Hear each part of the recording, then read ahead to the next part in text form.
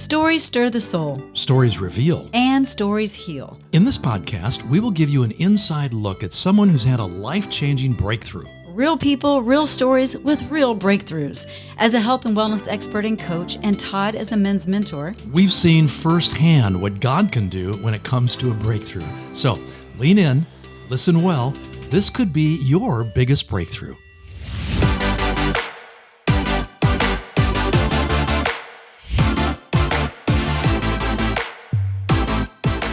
Hello, and welcome to this episode of Your Biggest Breakthrough. I'm Wendy Pett. I'm Todd Isberner. Yes, and we're so excited to join you today. Hey, babe, I know you've heard this phrase before.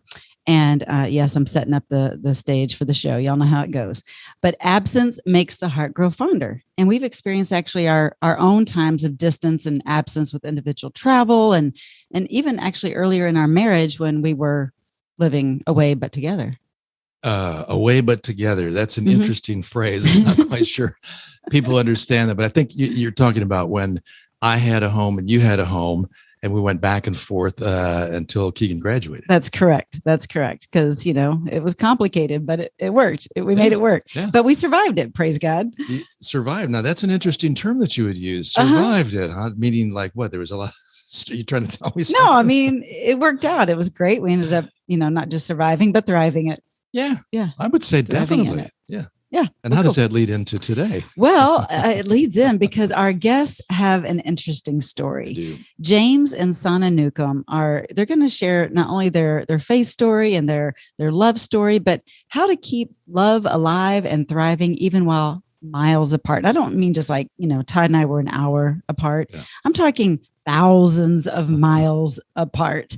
And you want to share this interesting creative bio that James? I'm going to actually, this is kind of like a backstory. We asked James for a bio. And so hang on, I'm going to read this and then you need to really listen carefully because it's a fascinating story on how they met. So James and Sana, they met in March of 2019 after James left his email address on a scrap of paper in the beak of a Courier pigeon, which somehow ended up on a cargo ship from San Francisco headed to China. Now, the note with James's email address got caught up in a windstorm at the port of Qingdao. I don't know if I'm pronouncing that right, but somewhere out there.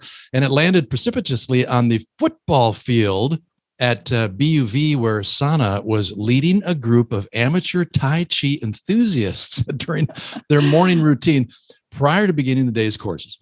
So now, mistaking the email address for that of her local supplier of matcha green tea, Sana emailed immediately to refill her supply. James playfully went along with this dialogue for like several emails until finally revealing he indeed had no green tea to sell, but would be willing to share his undying devotion and commitment until the day of his death or her death, whichever comes first. I don't know how in the world God ever worked that out, but that's fascinating. It is. Story. He's in all the details. God is amazing. Welcome, Sana and James, to Your Biggest Breakthrough. Come on in. Thank you. It's good to be with you. Yes. A very yeah. Go ahead. Yes. So exciting to have you guys here. What a very creative, wonderful story. So this is true, huh? 100% true. Of course, yes. Hey, now listen, for those of you who are watching on YouTube, you'll see there are 3 screens. So once again, Sana and James are not together. Yes, they are not together. Miles apart. So James, where are you at right now? And Sana, where are you at right now?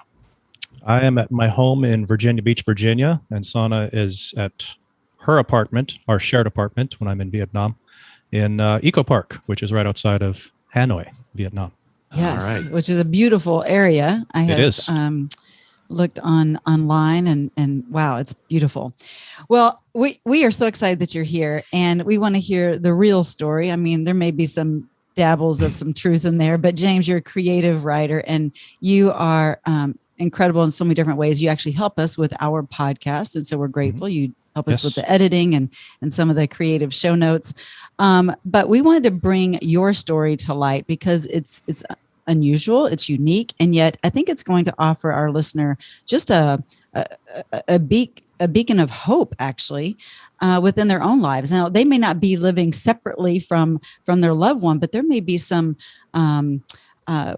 ways in which they are distant, maybe in their political views or in the way that they raise children or whatever. There's some distance there. So how do we keep love alive and thriving while miles and miles apart? Let's hear your story first. Well, it's interesting that you say that because, even though people live under the same roof, they're often living two completely separate lives. Mm-hmm. And I found myself in that situation.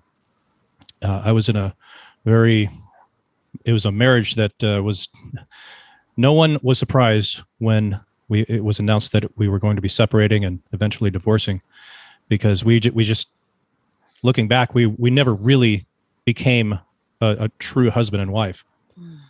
And so it was really on the heels of that. We had recently separated and I was distraught. I was going through the various emotions that one goes through when a long-time relationship has dissolved, and it was very, very, very, really ugly thing to go through. But Sana and I met via a mutual friend. The pigeon? Right, the pigeon. It was actually a co-worker of Sana's when she was teaching at a university in Tashkent, Uzbekistan. American, and now was in Virginia Beach where I was. And we haven't stayed in touch, but I guess we stayed in touch long enough for her to see that maybe there was some compatibility between myself and Sana.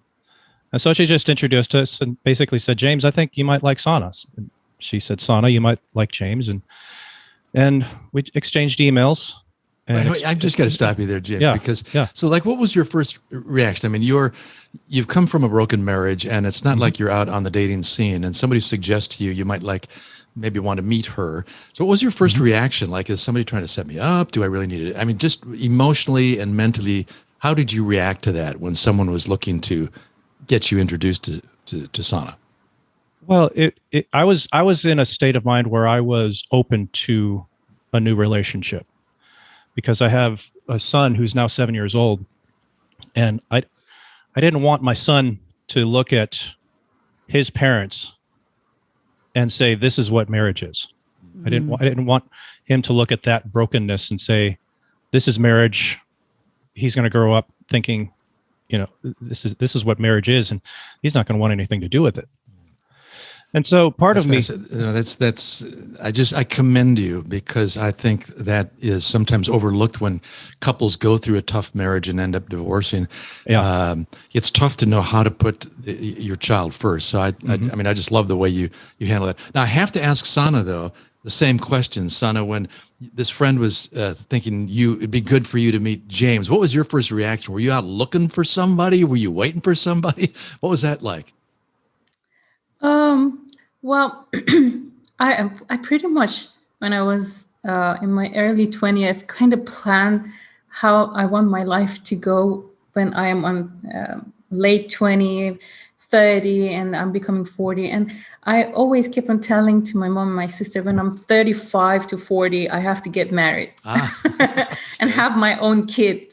So pretty much, I was really open, because when I was already early 30 years old, I kind of felt like I have accomplished something in my life, and I'm ready to settle down. I'm independent. I have built whatever I was wishing for, and it's time for me to have my children and have a husband. So I was also ready. I would talk with my colleagues about it and family members, not everyday talk, but it was when the subject or topic came up, I would tell them, I think I'm now ready. Very good. That's good. All right. This is good. So James, let's continue on with the progression of this story, because this is getting to the meat of it. I love it. Well, I mean, what made me want to pursue a relationship, and I'll get to the relationship with Sana specifically in a moment, but that was really what was a big motivator for me, was to just set a proper example to my son. And show him this is how a man and a woman should really interact, because he was not going to have that with his mother and myself. If we had, even if we had tried to make that marriage work, quote, for the sake of the child, we would have done him a disservice by doing so.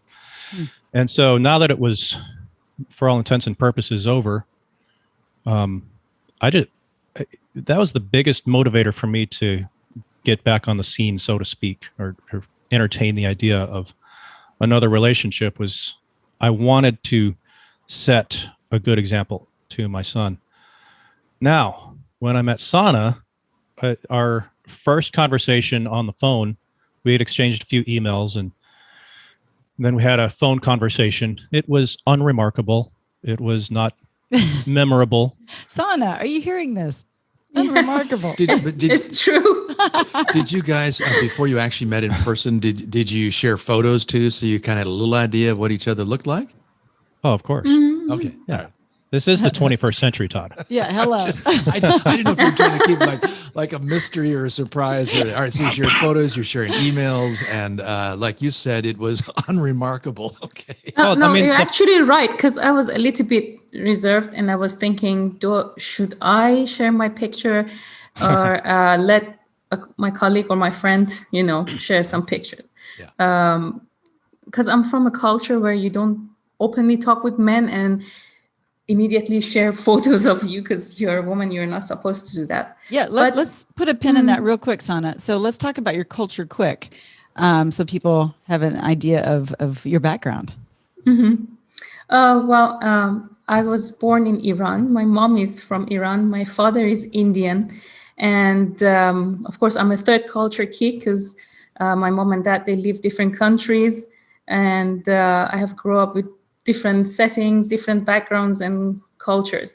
But even though I have been exposed to different cultures and different backgrounds, but I still deep down believe in Persian culture. And I feel like there are some principles, standards, and some nobility to Persian culture. And I want to carry it forward even to my kids and children, even to my stepson.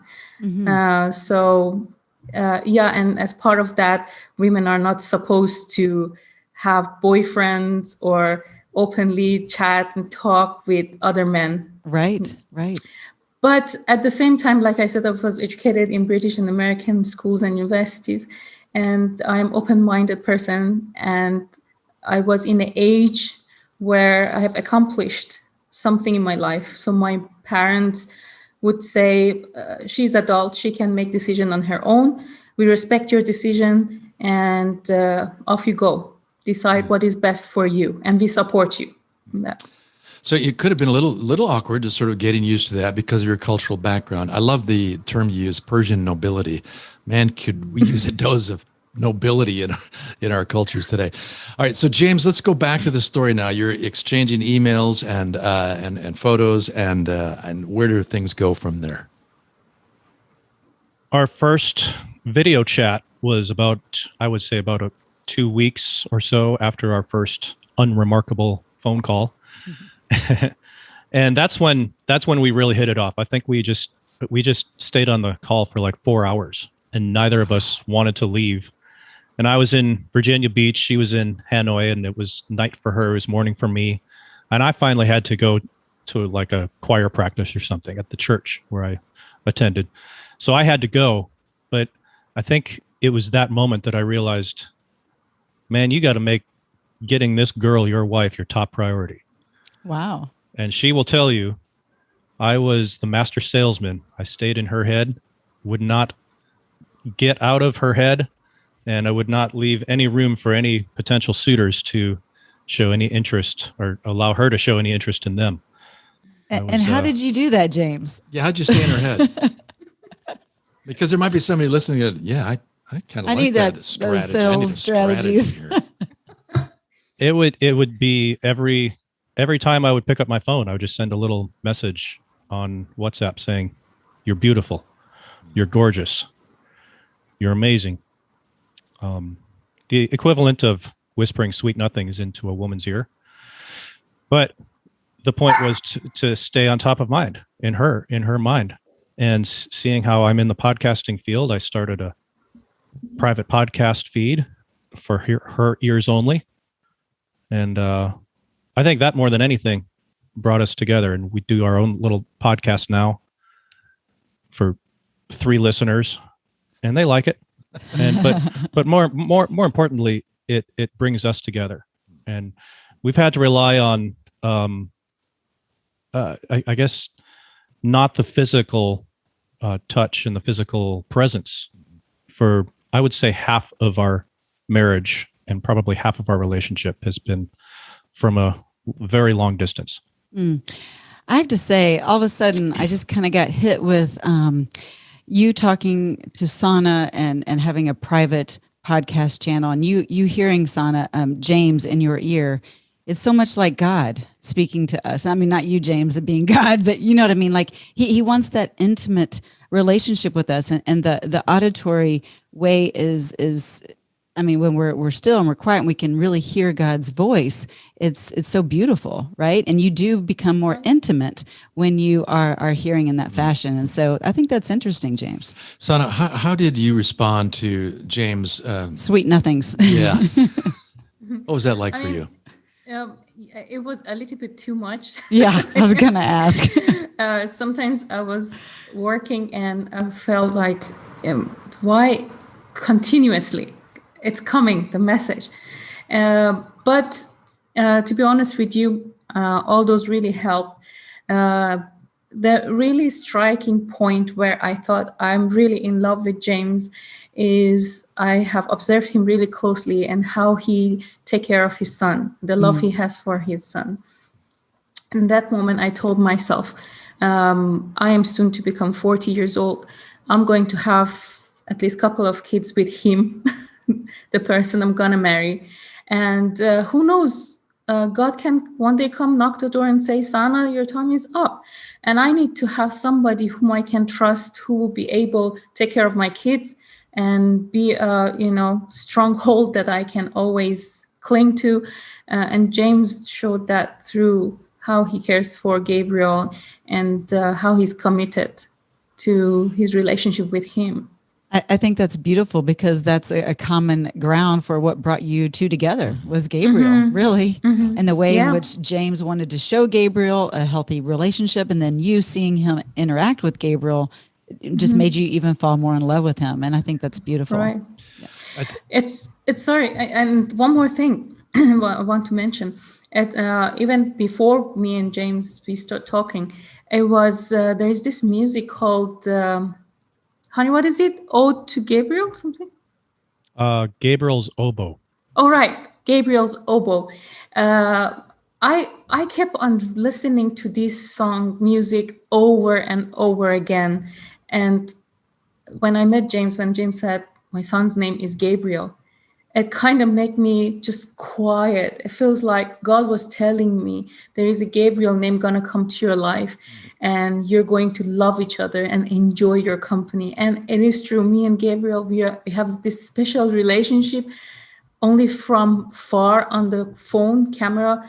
And I can say I am really emotional and attached to this kid already. Aww. Wow. That's sweet. This is such a great story. And it's so unique and it's so different because the reality is when most people meet, this is just my observation, it would appear that the physical overtakes what's on the inside. The two of you never had that opportunity. And so how they did exchange photos. Well, but you had to fall in love with what was on the inside much more than what was on the outside. Yes. James, maybe address that for a little bit because it's so backwards from the way most couples, meet and progress in the relationship. Well, actually, Sana might actually have some interesting thoughts on this because I just heard your last podcast, by the way. Yes, our own podcast. We just did an episode, and it was on the topic of arranged marriages, and because that's still a common practice in many parts of the world outside of the U.S. And I have come to realize that in the United States or the Western civilization, we often get it wrong when it comes to the priorities in which we should find what we should think is compatible or attractive in a person. Obviously, everybody, if you're watching this YouTube, you can see obviously Sana is a very attractive woman. She's very pretty. She's very beautiful. But what I fell in love with wasn't an attractive figure. It wasn't a beautiful face, although I could see it was beautiful. But what I really fell in love with was what I was able to interact with, and that was her personality, her sense of humor, her just a serious nature, but definitely doesn't take herself too seriously. And it's just one of those things. Men know, like women don't always know until later, but men just kind of have this sixth sense when they know that they've found the right woman. And it was just inside of me and said, I don't know how exactly, but this woman is going to make my life better. And it's worked out. The helpmate, the suitor, yes. I mean, in this season. That term in Genesis, when God said, I'll make a helpmate suitable, that terminology really is fascinating, because it really does mean something along the lines of that the mate will fill in the gaps. And so we have that opportunity in a marriage. But I want to we're really anxious to hear what happened, when you physically met. But before we get there, it just occurs to me that there are, again, because we're a little bit backwards in the way we end up in marriage, oftentimes it's the physical first, and then you start to learn to develop an appreciation for what's on the inside. And yet it doesn't seem backwards here in the States, because that's the way it's been for so long. Exactly, right? True. Mm-hmm. So what happens in a marriage, though, this is what I want to kind of get at with you guys. When a couple has been there's this physical attraction, they get married, the bells and whistles and fires are burning, everything's going great. And it lasts for, a year, maybe 2 years. Mm-hmm. And then that stuff begins to wear off a little bit. It becomes like too familiar. Now what? Can you shed some light on how do you dig down deep inside of the other person so that you can have a real deep appreciation and love for what's on the inside? And respect and honor. Because there are a lot of couples that are missing that right now. Mm-hmm. Right. Another thing that I found attractive in Sana in our the first months that we were speaking was that she was so different from the stereotypical American woman. And I don't mean this to be disrespectful to American women at all, but I think that American women are a little bit too individualistic in their thinking, especially when in their approach to marriage.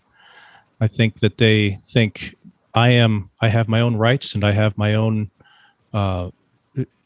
opinions, and what often happens is that you have a marriage where it's two separate individuals who are legally married and they live in the same place, they share the same domicile, but they haven't really become one. They haven't become one flesh. And this happens in and out of the church. And what I saw in Sana was someone who is not going to have that mindset in her approach to marriage. I saw someone who is going to be submissive, who is going to be respectful of the man. And by submissive, of course, I don't mean like she's sit down in the corner of the room woman and get back to your knitting, nothing like that. But yeah, because I was going to say, because I do know Sana, and Sana is highly intelligent. She does have her own opinions. But what you're saying, James, because I just don't want the listener to take this differently, that, because you are an individual, Sana, and I know you have a strong personality, but the fact that you come together as one and you're mutual in the order in ways of which your relationship operates, right? So it's God, husband, yeah. So you submit, yeah, and it's in a beautiful way, and you can still do that and be a strong woman. And so I think that's good. Mm-hmm. James is a very faithful person. I don't know if you guys know that he has been to seminary, and I always hoped and wished that he comes and say, I am a pastor. That was the very first thing I asked him, are you a pastor? And was like, no. Well, actually, in his own right, he is, yeah. I said something that no pastor would say in saying no. Are we able to hear that, or is that private? Hell no. Okay. That was my answer. Yeah, I didn't want to say that. Okay. Yeah. Yeah, so we can edit that out. It's fine. Yeah, I think you should edit it out because I didn't want to say that. Hades, no. Yes. Okay. Right. Hades, no. But I love the fact that you were honing in again on the character traits that were beginning to surface as you spent time together, conversing and getting to know each other and growing more deeply in love without having the advantage of being physically together. So that is so not just commendable, but it's inspiring for those who are in a marriage right now where the outside stuff has just sort of worn thin. And you're wondering, what do I hold on to in this marriage? And James and Sana are great examples of what you do is you go inside the other person to really learn who they are and fall in love with those character traits that are rising to the surface that not only benefits you, but benefit the others around that person.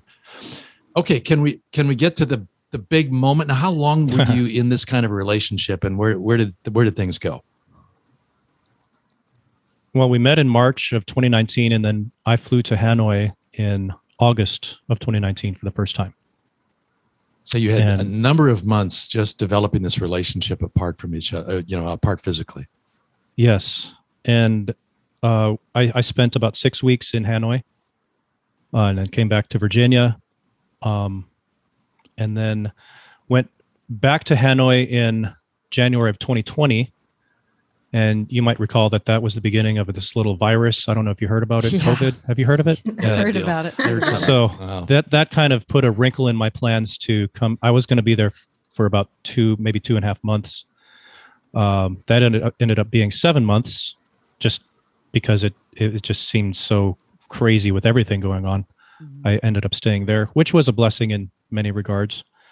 And then I came back to Virginia for about 5 months in 2020, and then went back to Vietnam in January of 2021. Came back here in August of 21. So, the last 2 years. You were commuting back. You missed the proposal. Oh yeah, I was about to say, when did y'all get married and all this? Thank you, Sana. You're thinking. I will defer to Sana on this. Right. She has a better memory on these things. Let's hear about the proposal. So James came back in January 2020. It was 2nd January, I think. Yeah. Mm-hmm. So we were just hanging around, and I just finished washing the dishes. I came, sat with him, and I was telling him that I have to stop wearing gloves because my hands are sensitive to the dishwashing liquid. And he was like, let me see your hand. And he was like, oh, honey, this looks bad. Is it painful? And I said, yeah, sometimes it is. And he was like, I have something that makes it, that make the pain go away. And then he brought the ring and put it on my finger. Wow. Just that. Well, you were waiting for that moment for a long time, James, for that scenario to play out. But you know what? It was a biggest surprise for me because nobody would think he's going to propose it that way. Oh, I love it. Very creative. But I had the ring in my hand, and that scenario was kind of gifted to me. So it just worked out perfectly. That's so good. I'm guessing the two of you had an anticipation of this is where things were headed. I'm guessing you talked about it ahead of time. Mm-hmm. And so now the moment has arrived. Mm-hmm. Sana, you're being asked if you will marry James, and talk a little bit about what you guys were thinking and feeling, and especially as you thought about the reality you're going to actually spend the rest of your lives together.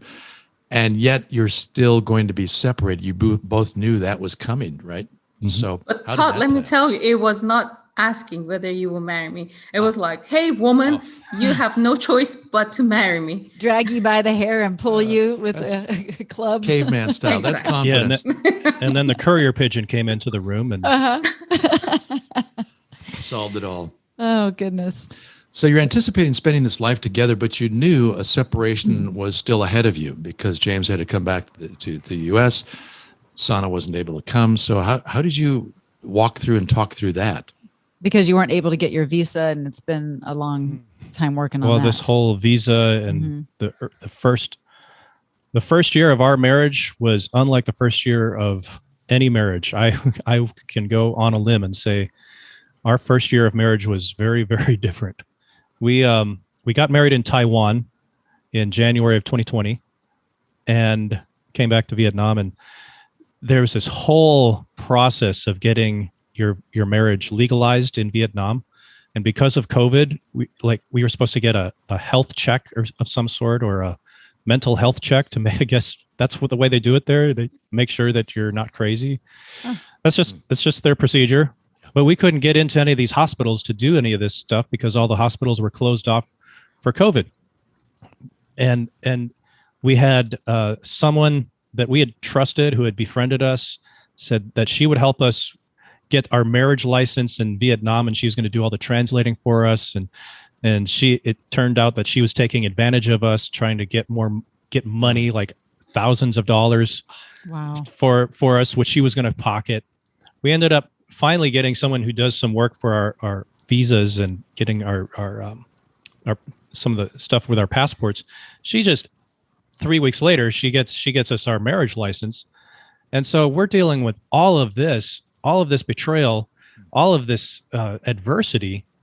And then it's finally time to start with the process of applying for the visa for her to reside in the US, which in and of itself is a very long process. And so we're coming up on our 2-year anniversary, and the first 2 years of our marriage, on the external side of things, has been tumultuous. It's just been one storm after another. But the strength of our relationship is that we just ride the wave. We just keep going. Like every morning, I send her a message saying good morning. Same thing with her. She'll just call in the middle of the night. Honey, I'm thinking about you. We talk on the phone every day, video chat whenever possible. And so in spite of all of this crazy external stuff going on, our marriage and our relationship has only grown stronger in spite of it. It's beautiful. Yeah, because so many cannot say that in the midst of their troubles and turmoil. They focus on the problem instead of keeping God first and keeping your eyes fixed on Him, and then each other, and getting each other through the situation. So I think that's a beautiful testimony. It sounds like a lot of what is responsible for that is this absolute 100% sold out commitment to each other and to your marriage. So that as you stay sort of unified in that certainty that we are going to be together and we're going to continue loving and growing in that love, it actually begins to happen. So you have that huge advantage that, again, I think when adversity hits marriages, it's easy for couples to begin to start to wonder whether or not I've got the right person, or how do I get through all of this. The two of you seem to go the opposite direction, that when adversity hits, you draw closer together, and you draw from one another's strength. So to talk a little bit, where does faith and your relationship with God, where does that fit in with all of this for each of you? Sana, let's go with you first. Yeah, go ahead, Sana. Okay. Well, apart from waking up in the morning and just sending a message, good morning, or give each other a call, we also try as much as possible to have our daily devotion together. Nice. So every morning after we get up, we will get prepared, and we choose a passage in the Bible, we read it, and I always ask James, you're the pastor, you have to kind of analyze and elaborate it. And he does it. I mean, he's head of the house, so he has to lead. There you go, Sana. You got to come up with something. Here's how it goes. Sana will open up her Bible to just some random space in First Chronicles, right? Yeah. And then she'll say, "Okay, read this, James," and I'll read it, and then I'll finish whatever, and she'll say, "Okay, what does it mean?" I love that. You're like, well, I don't know. Gotta go before. It means that Rahuel begat Jehoshaphat, who begat this. That's what it means. What do you want from me? I love that, Sana. Keep testing him. Yes. Stay in the book of Leviticus with him. See what he comes up with. Okay. I think he did it, actually. Yeah, and the book of Numbers. That'll be a challenge. Well, I love that. So revelation. Yeah. So the core of what seems to be really working is that you're putting God in the center, and you're starting the day off together, both worshiping and praising Him. First fruits. Now you've got some cultural differences, obviously, and do you have some? James says with a giggle. Do you have some religious differences too? Like, what are your backgrounds? Just sort of quickly, James. How did you come to faith, and then Sana, how did you come to faith? Well, actually, our backgrounds are more similar than one might expect. She has a background in Assemblies of God. Sure. And my background, when I was in the military in the mid 90s, I got involved with a church that was, I guess you'd call it Pentecostal. So it's similar. I've since gone with other churches such as Presbyterian, Messianic Judaism. But I think as far as our faith is concerned, it's probably of the external things, it's one of the more things that were the most compatible. That's awesome. And you guys also both have a love for music as something that you're compatible about. I mean, James, you played the trumpet in the military. You still play the trumpet at different church events. I don't know. And you even have a podcast around your just interviewing different trumpeters and all that. And Sana, so you guys do something every day, from what you mentioned in your bio here, that you listen to John Michael Talbot every morning. Yes. Is that correct? Yes. Yeah. Yes, we would do that when I was over there. Talk about that a little bit. Some folks aren't familiar with who that is and what the benefit is for each of you in doing that. Well, John Michael Talbot is a Franciscan. It's Catholic. I can't remember what sect of the Catholic faith it is, but he's a wonderful singer, just fantastic musician. And one album in particular called Table of Plenty, we would just play every single morning. And it's there's just something about that album.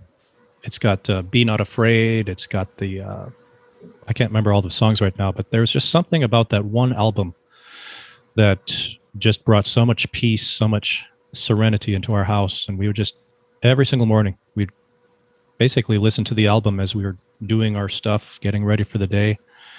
And neither of us are Catholic, but that man had it was a real blessing for us.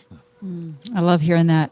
The power of really setting the tone for environment and for your relationship, and just with music and with God's word. And, we life and death is in the power of the tongue, right? So, so how you're coming and showing up together as a couple with words that are speaking life over your life is beautiful, and I believe that continues to solidify you both in this marriage.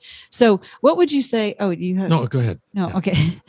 Go ahead. I was just curious about something because it's real obvious that the two of you hone in on the things that you have in common, starting with your faith, and you build upon those things.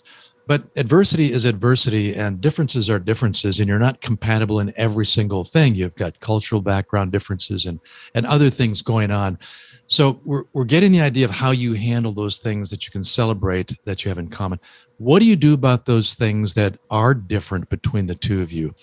Do you talk about them? Do you try to work some of that through? Do you sort of turn aside and just continue to focus on the things you have in common? How do you handle that? Because there are a lot of couples listening who say, so if I had to put a ledger sheet together, I'd have like 3 things that we can celebrate together on this side, and then like 49 things that I don't like about that other person because we're just too different on it. How do you handle those differences? Oh, mockery. We have a lot of fun at each other's expense. Okay. So humor. That's great. Oh, definitely. I can relate to that. Our kind of running joke is that she's this Persian queen and I'm the dirty American. and that's just a running joke. It's no disrespect you could do a whole fun sitcom podcast around that. No disrespect to who?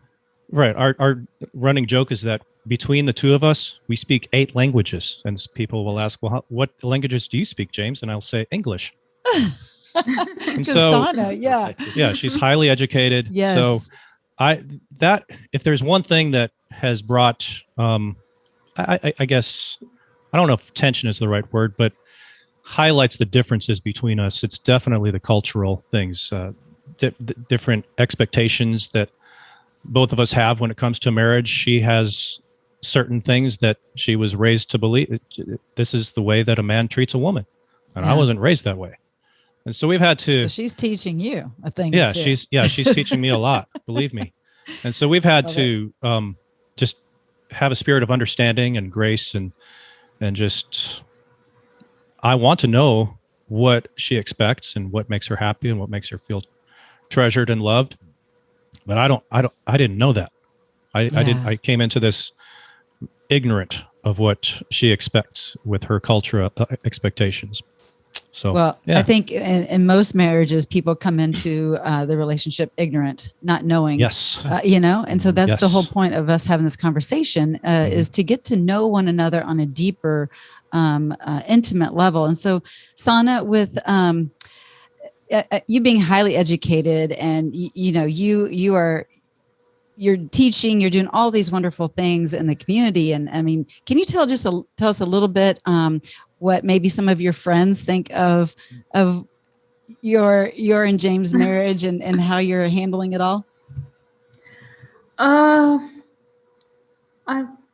the kind of person, I don't really let even best friends or family to really comment on my marriage life, because I think it's really personal. And if me and James have a little bit, maybe some maybe bitterness or something that he calls cultural difference in our expectation and stuff, I would rather handle it together with him than share with anyone else. So pretty much people around me, colleagues, friends, and everybody, they look at us as kind of a perfect couple. I love that you're saying that right now, because that is honor and that is respect, Sana. So I'm glad that honestly, the Holy Spirit just kind of had me ask that question, because it's not on our list. But I think so many people turn to others and say, well, what do you think? And others are like, well, we just want you to be happy, or, whatever advice that's not solid. And the fact that you guys do it together with God and deal with it yourself is really healthy. So I think there can be there's almost a sacredness to the privacy within a marriage. And love the fact that you make that decision with each other, that you've got some issues. We'll talk this through within our circle of marriage, and we'll leave others out, because others' opinions can really sway things. So, others don't live our life. And when couples go through things, there are so much little pieces happening between them that others cannot understand it. So when they share their opinion, they relate to their present issues that happen in their life, or they have experience with their friends or family member, and they think that's the right way to deal with it. But no, I'm not that kind of a person. I was independent since I was 18, 19 years old. And I told my parents, even if I'm a girl, I can do it myself. So if I could do it myself, after 20 years, I'm getting married to somebody from different culture, I still can do it. I can bring that perfect marriage to my husband's life. And I would not like anybody to disrespect him, even if he does mockery or whatever happened between me and him. I still think we can work it out together and make that perfect marriage for our kids. I think that is like a perfect way to wrap this up. Well, because and this is why James calls her the Persian queen. Exactly. She really, truly she has got wisdom. Yes, lots of wisdom. So you guys, as you work through these things, you're setting great examples and challenges for all of us. You use humor to address some of the issues. Stop taking everything so seriously. Keep your marriage private. I love that part of it, because it's so easy to go blabbing to everybody and try to gain support. Especially with social media. And are you kidding me? You're showing great respect and honor for your spouse. And then obviously communication is a big key for you guys, because you don't have the luxury of sitting next to each other holding hands. You've got to communicate digitally, but you do it on a really regular, faithful, devoted basis, and you talk through things. I love that. Yeah. And you've got your devotions together and the music, all of that. It's kind of the things that are stacked that have supplied you with a solid relationship. So I just love who you guys are. You're both just, James, you're very dry sense of humor. Both of y'all are very witty, and you make me smile. And we love listening to your podcast as well. It's a lot of fun. We're two of the three that listen. And I wonder who is that one. I do too. We'll find out. So those that want to check out your podcast, where would they find that? JamesandSana.com. JamesandSana.com. Okay. Yes, and it's SANA. James and Sana. And then your other podcast, James, the trumpeter.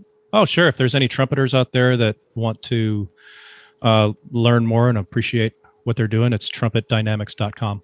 Just a weekly show. It's a hobby. I enjoy doing it.